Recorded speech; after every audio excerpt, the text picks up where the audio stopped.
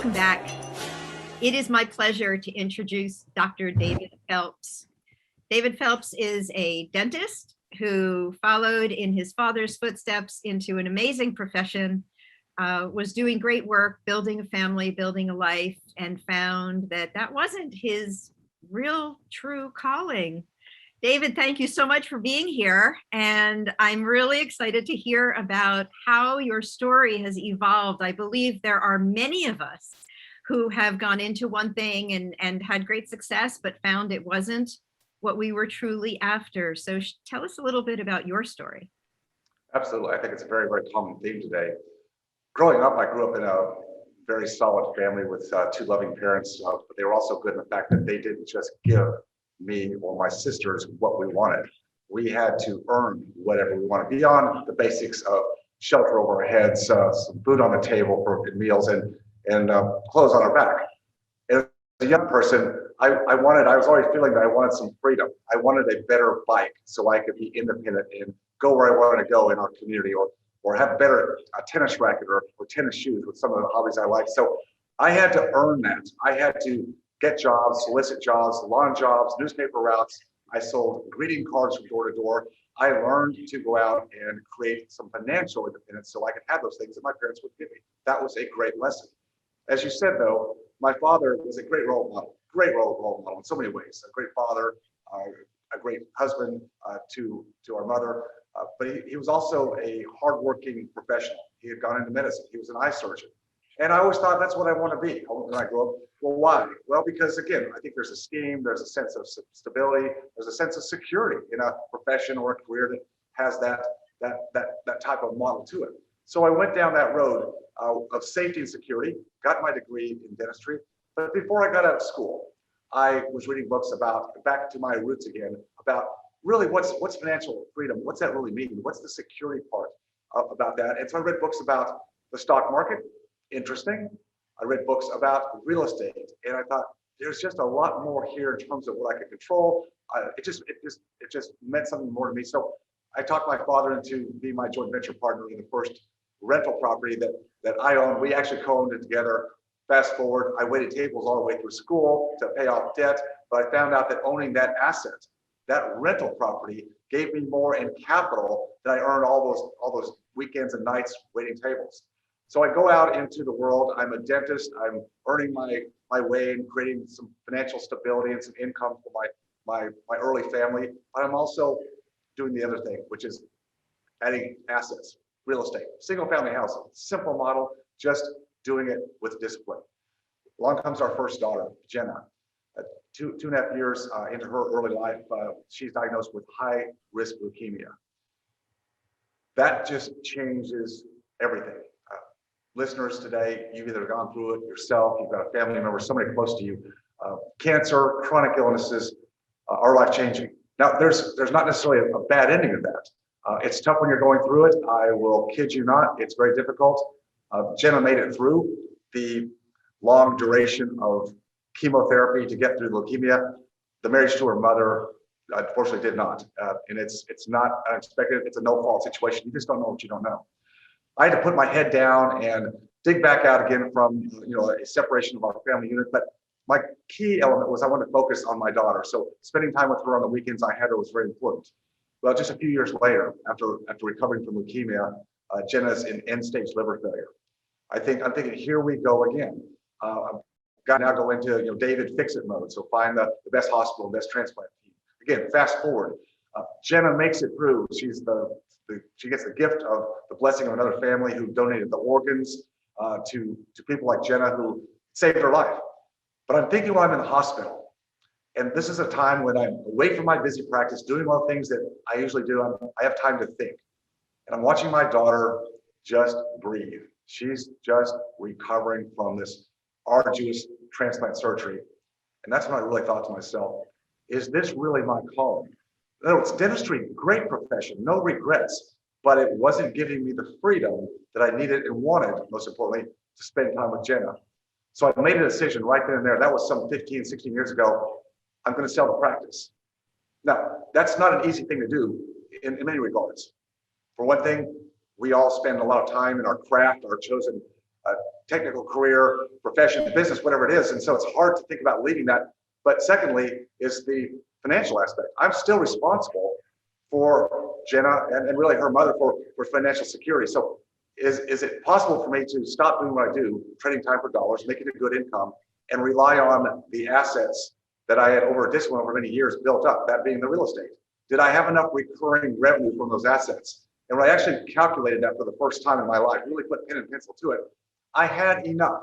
And I think that's the key thing. I wasn't magnanimously wealthy. I wasn't a multimillionaire. I had enough to grant me the freedom I wanted at that time in my life so I could focus on my daughter. I think that's a real question that a lot of us ask, right? Is what is enough, number one? And number two, if I've worked all these years for stability and I actually have it, is that what I actually was aiming for? I mean, having stability is great, but freedom, as you've pointed out, is a very different animal. And so how then has that information and that knowledge changed what you do today?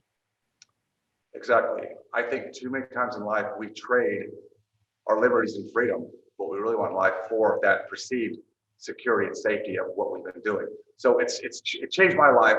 It created a void, a time when I could actually take a look at everything, spend time with my daughter for sure. But then I had other colleagues of mine in medicine and dentistry who didn't ask me why I did what I did, because it was clear. Your daughter was sick. Great for you, David. Awesome decision. But it was really, David, how did you do it? Not knowing that I really had a plan B. I had these assets that I learned to acquire and build and manage over many years that provided me that recurring revenue that I didn't have to go to work for every day. And from there, I started helping a handful of doctors, getting them what I call piggyback on some of the investments I already had or was making at the time in the marketplace, real estate. And doing that was great, but then I realized that more people were coming, getting referrals. And David, could you show my friend here? Before long, it's like, I've got to figure out a way to leverage what I know, what I believe in, but do it in a way that, again, I'm not losing my freedom, because it's easy to get excited about something. And then all of a sudden you create something new that takes away your freedom. My wife is so wise, much wiser than I am. She said, David, be careful what you build. She knows I'm a builder. She knows I'm a visionary.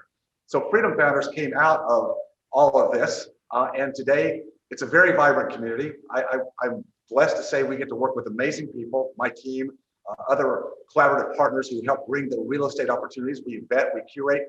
We've had to raise our game because we want to be transformative. We want to help people change and shift their thinking from that stability, security of the lifestyle that they created through their hard work. That's a good thing. But how do we help them actually transform to what they really want in life?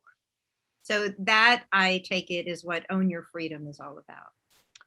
Own Your Freedom came out of my seeing all of this in my own life and others, and realizing that today more than ever, all people need, I think, some guiding principles. And this book is about principles. It's not about bright, shiny objects. It's not tactical. It's principles that allow people to look at their own lives inwardly and use some filters, use these principles to say, where am I in this mix? What principles could I use from this book that could guide me towards my ultimate freedom? And the book was really to have an outreach to a greater audience than just my Freedom Founders group, which I love. But again, how can I impact more people? I think that's where we are today. And the book is really my piece to help do that. That's super. And I love that people can access your wisdom and your experience. And the book is a great way to do it. Where can they find it? They can find the book certainly on Amazon, but also we've got a special link. It's ownyourfreedombook.com, where there's some extra bonuses and interviews that I did with my co-author, Mr. Dan Kennedy, who has been a great mentor and friend of mine in many years. We collaborated on the book to really show people what to do. And I might say that the principles in the book, some of the key principles are, what is your freedom number?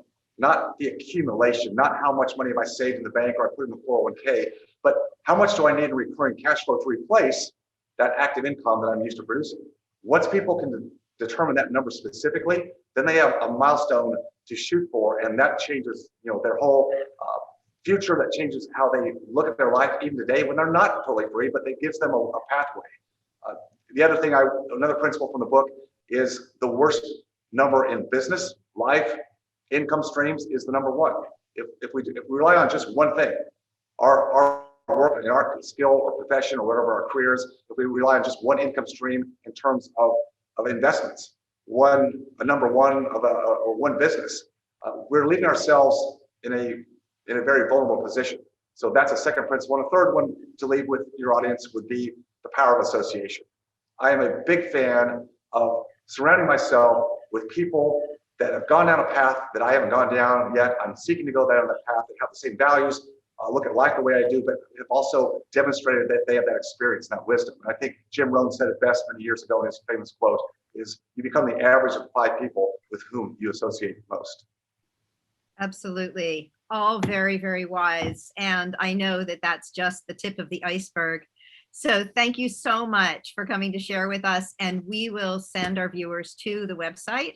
And also we'll have it posted on our website. So they'll have a couple of different ways to find you. Thank you for sharing with us. Perfect. Could I add just one more small piece? Yes, you may. We are donating all the pre-sale proceeds from the book to the Marine Corps and Law Enforcement Foundation. The reason we chose that group is because these are federal law enforcement officers, men and women, who have unfortunately lost their lives serving our country. And they have children who need education. And this foundation provides scholarships for their children. And we felt like this is a great place to be a part of giving back to those who have served our country so well and actually, give them the ultimate in that being their lives. Thank you so much for supporting our military. We really Absolutely. appreciate that. And thank you again for sharing. I know our viewers will go check out the book right now. Ownyourfreedombook.com. Thank you.